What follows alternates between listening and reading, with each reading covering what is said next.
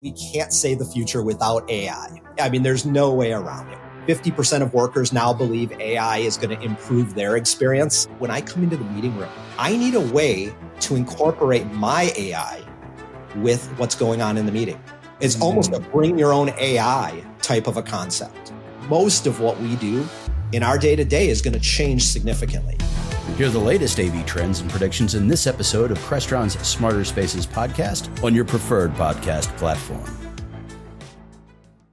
U.S. President Joe Biden has issued a wide-ranging executive order to safeguard against threats posed by artificial intelligence, or AI. Overall, the batch of reforms amounts to the strongest actions any government has taken on AI safety and security. You've got the ability to do facial recognition, or if that makes folks uncomfortable, they will pull that back a bit and do demographic recognition. That will say, "Oh, hi." Are you? That's a big fat lie. It is a bit like gun control.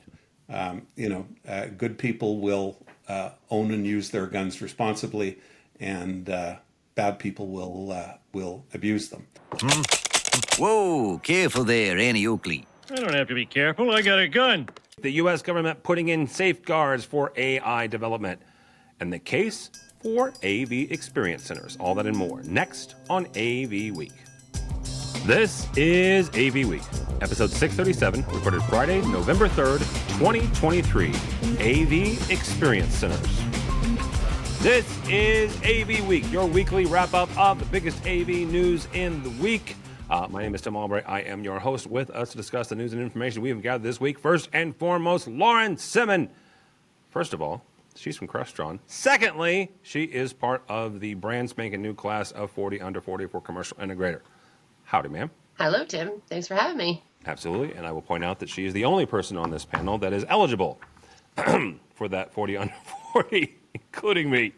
Brock McGinnis is, of course, here from Nationwide. Welcome, sir. Glad to be here, Tim. And just to remember, Brock is the elder statesman. Barely, like by 2 months, Brad. No, but that's his name. He is the elder statesman. He is the elder statesman, yes.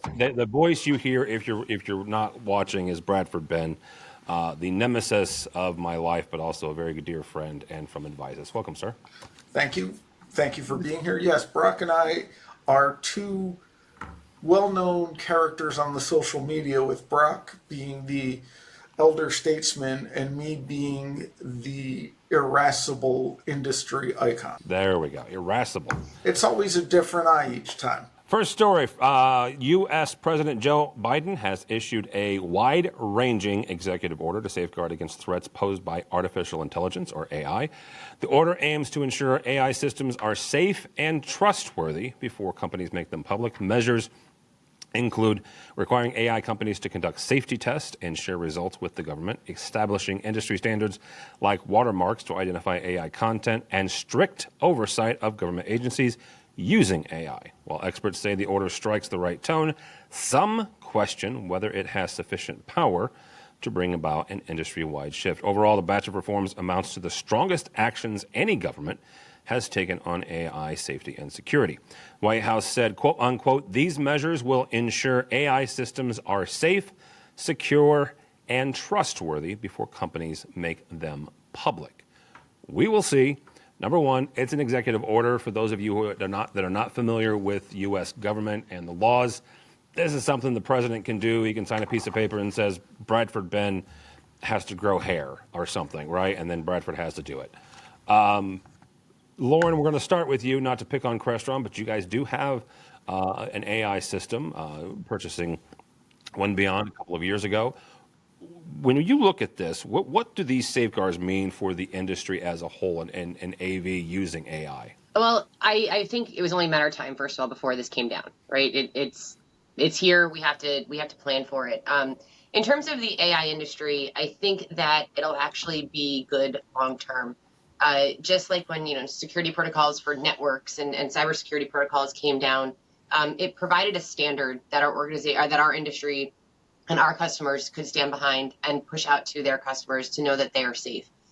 For us, looking at the technologies that we use with AI, we have to be very careful, not only by being able to say what we can do, but what we cannot do, to make sure that our customers who are utilizing our technology feel safe and feel like we're not taking too much of their information, So I think overall it will be good for the industry. I think there's obviously going to be some hurdles and things that we have to understand and how to utilize and how to understand these orders and what is safe and what the guidelines are. But overall, I do think it'll be good for the industry. It'll make sure everybody is playing to the same security features. Bradford, you work with a lot of clients, most of them in the U.S. Brock, I'm going to leave you on the last here because this doesn't impact you directly, but some of the manufacturers that you work with, certainly it will. Bradford, when you talk to clients, how big of a deal is this and how much are they asking for some of these safeguards, for some of these guardrails? So one of the challenges I've been having with this is what is AI and what is just cool processing. AI has become such a buzzword of artificial intelligence that people are like, oh, we're doing echo canceling through AI. And I'm like, no, echo canceling's existed since the late 80s, and there sure wasn't any AI back then. So I think that's the first thing, is defining clearly to the people what is AI and what isn't. The other thing is, of course, privacy that comes along with that. Because you have facial recognition and AI looking at your habits as you walk through spaces. Yeah. And some of that AI stuff gets a little scary when you look at it from just metrics of you going through a store and having a tracking device. I mean, a phone with Bluetooth or Wi-Fi on it, voluntarily. So some of this AI stuff is already out of the bag. What you can do with it, I think, is an important thing, but I think, as Lauren said, it's kind of one layer removed from us. We have to tell them it's being used, just like you have to with open source software, of you're using it, here's the license. So I think there's that, but there's also some other interesting things that come to us that people might not be thinking about with AI and how it would impact us. Like the watermarks, for instance. We all know about my personal bugaboo of HDCP, high definition copy protection. Is that going to be on AI? So that you can't put AI generated content on certain places. And what makes that even more interesting is there are some rules that say anything generated by AI cannot be copywritten. So if you're doing digital signage, you're going to use AI to generate that like a background. Where does that put you? And I see that's where the bigger issue is going to become, is in the content creation, and if we have to implement anything to follow the executive order. And I think this is the exact same problem we had 10 years ago with tracking on phones, and the exact same problem 20 years before that with, just pick your invasive technology that's not being monitored. And I think it's one of those things of it's going to keep honest people honest and nefarious people nefarious, unless the watermarks are done correctly and all those types of things. I think the bigger concern is for content. All right. Brock, I mentioned the fact that you are in Canada, so this executive order does not impact you directly. However, you purchased a number of AV products from U.S. manufacturers. In addition, you've got folks like Microsoft, who is already using a version of AI. This is what is called Copilot for Microsoft.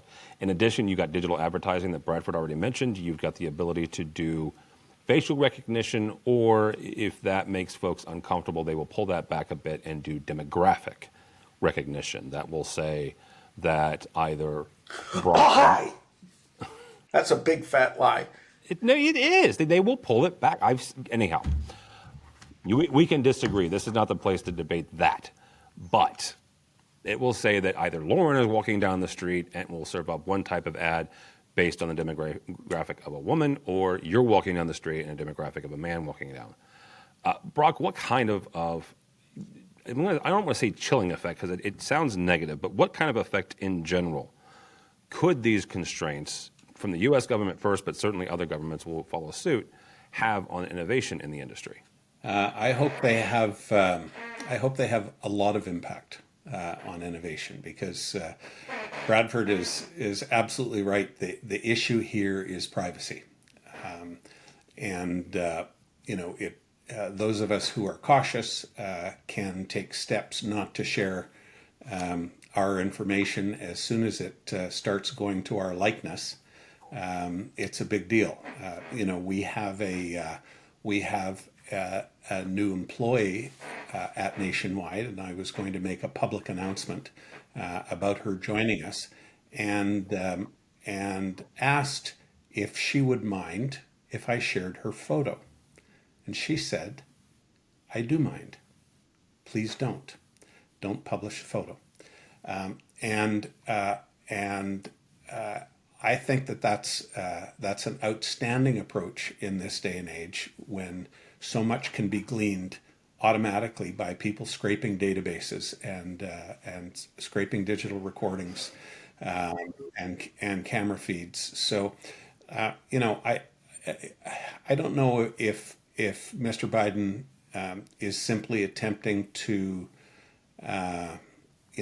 put himself in front of the American public as being aware of the dangers of AI and wanting to be seen to be doing something about it and addressing people's concerns, or whether this will actually have an impact. Bradford's nefarious comment, it is a bit like gun control. Good people will own and use their guns responsibly, and bad people will abuse them to the detriment of all. And so AI is in that category. Circling back to a comment that Lauren had made, we're going to be driven by our customers. They're going to tell us what their concerns are. I remember, as I'm sure Bradford does, the days of meeting rooms where people couldn't use wireless microphones because they were aware or they were concerned about conversations being overheard via radio frequencies, and so we started selling different kinds of systems. There are lots of conference rooms now where people would really rather not be using video conferencing that is being transmitted over the public internet. Both inside government and the defense industries, and particularly in the financial industries. So, we'll see our clients and the privacy experts in industry and public policy, and privacy has a very strong place, certainly in Canadian public policy. Will end up dictating, and then we'll see what impact that has. But Bradford's right. A lot of AI is just machine learning. It's the rest of it that is potentially very frightening. Someone should call Josh Schrago on this. This is like 100%. For those of you who are new to AVNation, Josh Schrago is an old friend who came from the industry and decided the industry needed a lawyer.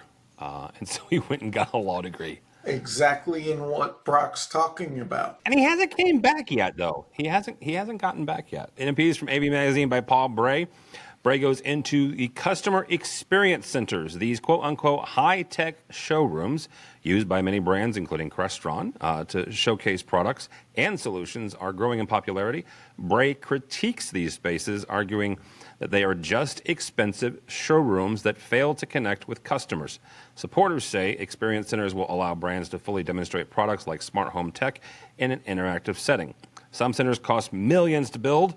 Proponents claim that the investment pays off through increased sales, but skeptics say many lack staff with sufficient tech knowledge or have confusing layouts. Bradford, with experience centers on the rise globally, and you were a part of a number of them when you were at Harman.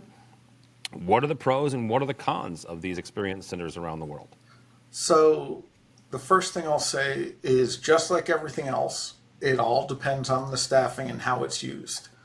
The biggest thing about experience centers that a lot of people forget about is it gives the selling party, the vendor, a way to get their client or their purchaser out of their office. and into your lair, so to speak. And this sounds odd, but it was one of the reasons so many of these demo trucks go around, and one of the reasons, they're so good is it takes you out of the conference room. It brings you into their lair.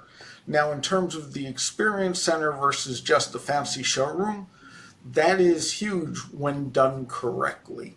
And it becomes a huge selling tool as well as a client, I don't want to say bonding, but you need to build a rapport. It's relationship building. Yeah, that's the phrase I'm looking for, but that's kind of cliche. It's cliche because it works. I mean, it's honestly what you're doing. And I used the Harman one for that quite a bit. The thing is I would bring in clients and I would set up the system to be their use case. And to me, that is the thing that a lot of people miss. And I'm sure Lauren can talk about this. I haven't been to the Crestron one yet, but I'm sure it's something they talk about. The way a theme park client uses it is very different than a football stadium, which is very different than, financials. And if it's a hockey team, you don't even need to bother putting an AV system if they're from Toronto. Now, wait, whoa, back up a second. I will give Brock crap all day long about the hockey team. But the AV in that stadium is one of the best in the NHL. That Yes. ice projection is outstanding. Yes. But the big thing is if you go into an experience center and the experience is not the right one, it's a waste of money. And that is where a lot of people are going to struggle, and I've seen them struggle, is what story do I tell? And this is going to sound like I'm bashing salespeople, but it's true. How many people come in and this is the script and this is what I'm going to sell you? That's not what an experience center should be. That's a showroom. Let me show you things. Experience center, let's create, and you can have an experience. So I think they're a very powerful tool when used well. I think they're worth the investment.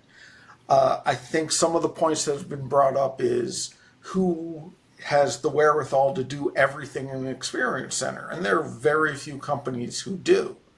Because how many people do everything from video displays, to the tables? Yeah. But those are the things to talk about. And I think the harmonized, sorry, bad word, experience center where let's look at these are the tables and the equipment racks we can use. These are the lighting solution. These are the cameras. And giving someone that interaction is huge. I also think as someone who's been experiencing with software is now the product. Yeah. Your user interface is as much responsible for adoption and use as anything else. Being able to have a customer come in and experience it before it gets installed and have that feedback. And I'm assuming that's going on at the Crestron site. That right there is worth the price of admission and the price of building it because you're lowering your costs and having a happier customer. All right. Brock, as somebody who does take customers, I'm assuming, to some form of an experience center, what are the pros and cons of these? What is the benefit? The challenge of being on one of these shows with Bradford is that if there's anything intelligent to say, he will have said it first. Why, thank you, Brock. Maybe we should just make him go last for the rest of the show. From a sales perspective, you've already made the sale once you get the customer to the experience center. Okay. That's really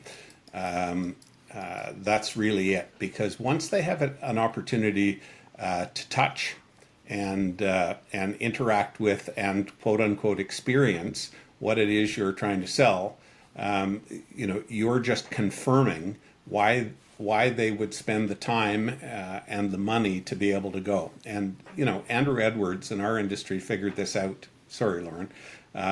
Many years ago, that if you could get people to the factory in California, if you could eat at his restaurant, hang out with his team, that you were going to develop a great degree of respect and loyalty for that product. And I think that within audiovisual, he was he was the leader. I know as an integrator, we have a large showroom space, but we actually use it for proof of concepts.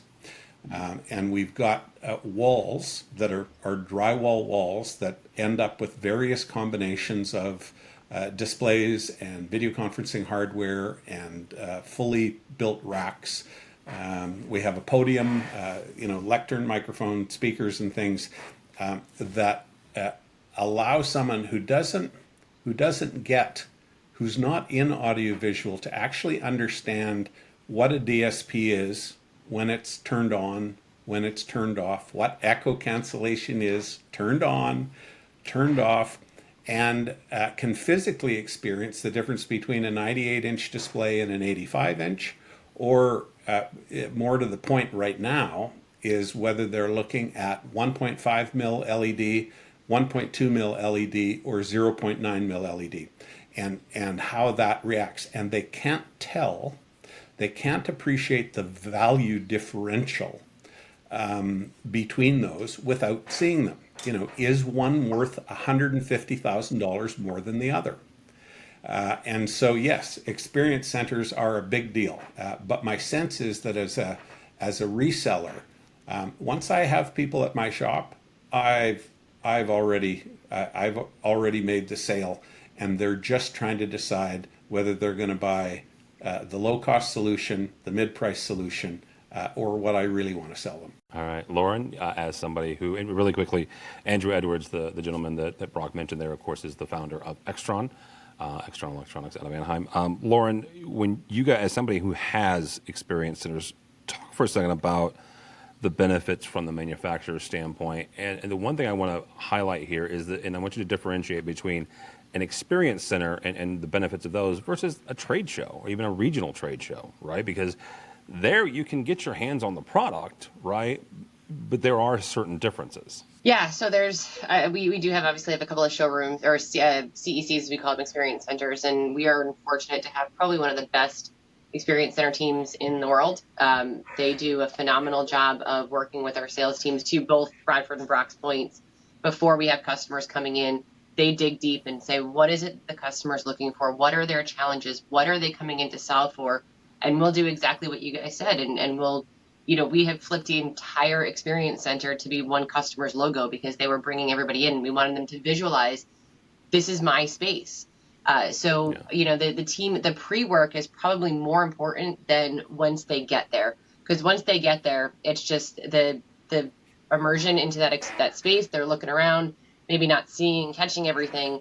But it really, you do want to immerse them into that experience. And I think that's where you have the difference between a showroom or a trade show, is that the experience center really is meant to bring them in and almost make them feel like they're living a day in the life of what they could be having. Versus a trade show where you don't really get to see the technologies in action, particularly on the video side, the conferencing side, because unless you're crazy like Crestron and you build an entirely soundproof room to do, our Sightline demo. Or bringing a tiny house. And somehow manage to bring your own internet. That's a huge issue. And so, trade shows allow us to get customers to understand, the technology. They allow us to go deeper, show a wide breadth of things. But the experience centers really do, as cliche as it sounds, get us to help the customers experience what it could be like. The other side of it, too, that we've seen, and I don't want to bring up the P word, but during the pandemic, experience centers essentially shut down, right? Nobody was able to come in. Nobody wanted to travel there. And so we had this big space. Well, what do we do with it? With all the technology advancements, particularly intelligent video, we actually use our experience centers about half the time for remote demos to show the different technologies that we have. Because if you're buying a video conferencing system based on the intelligent video, sitting in the room may not be the experience you're looking to see. You want to see how it performs in the far end. So we do a lot of remote demos, both in the New Jersey office as well as the one up in Boston, particularly for intelligent video. And the one up, our experience center in Boston, is not an in-person. It's only a remote demo.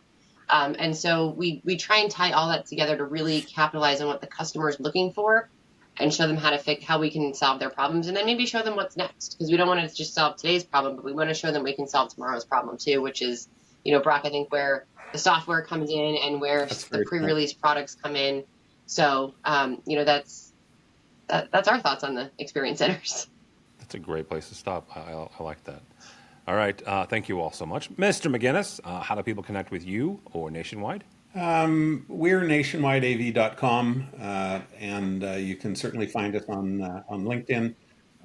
I'm at Brock McGinnis on the platform X, formerly known as Twitter, but I'm not there very much anymore, and I'm certainly not there doing business. Occasionally I'll post something about food, which is something I'm interested in most days. And find me personally on LinkedIn.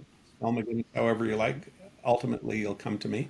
All right. Mr. Bradford Benn, thank you, sir. How do people connect with you or Advisist? You can go to advisist.com or Bradford Benn on LinkedIn or Advisist on LinkedIn. I am not on any of those social media platforms owned by the Muskrat or the Zuckerberg.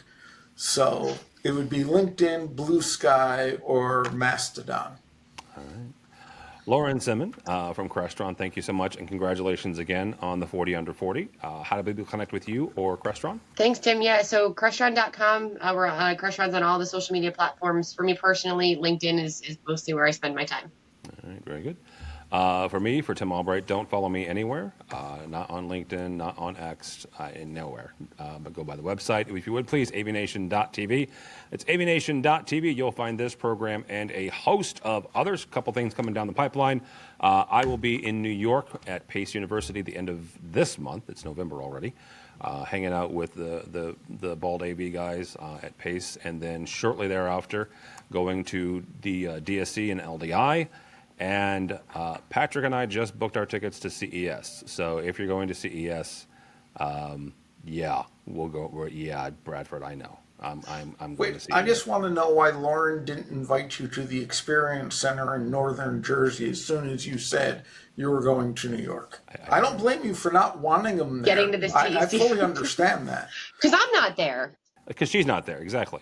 I mentioned this a couple times. I'll mention it again. We've got a brand new AV user only LinkedIn group. We're also creating content just for that. And because of this group, and I mention this because all four of us are some way, shape, or form rabid sports fans, we're going to have a conversation on LinkedIn about how important AV and sports fandom is. So you can check that out on the LinkedIn group. Citizens of AVNation is what it's called. So all that and more at avnation.tv. That's avnation.tv. Thanks so much for listening. Thank you so much for watching. That's all the time we have for AV Week. The network for the AV industry. What are you listening to? This is AV. This is AVNation. This is AVNation.